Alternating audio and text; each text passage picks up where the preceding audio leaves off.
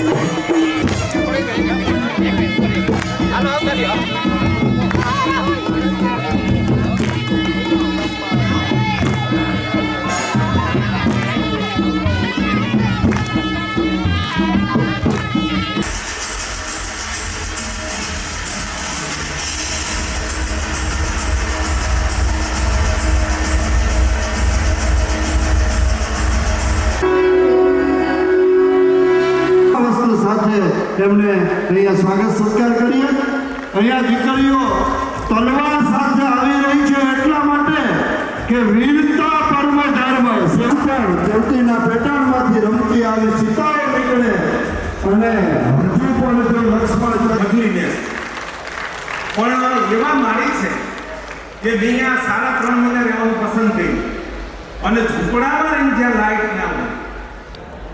સવા શતાબ્દી મહોત્સવ સિદ્ધસર ઉમાધામના ઉપક્રમે આજે બીજા દિવસે એ માત્ર ખેતી ટકાવવા માટેની વાત નથી, સમગ્ર સૃષ્ટિનું સંચાલન ટકાવી રાખવા માટેનો વિષય છે। ખેતી તો બીજો વિષય છે, આપણું આરોગ્ય જોખમમાં છે અને ખેતી જોખમમાં આવે તો આખા વિશ્વની માનવજાત ઉપર ભૂખનું મોટું સંકટ આવી પડે।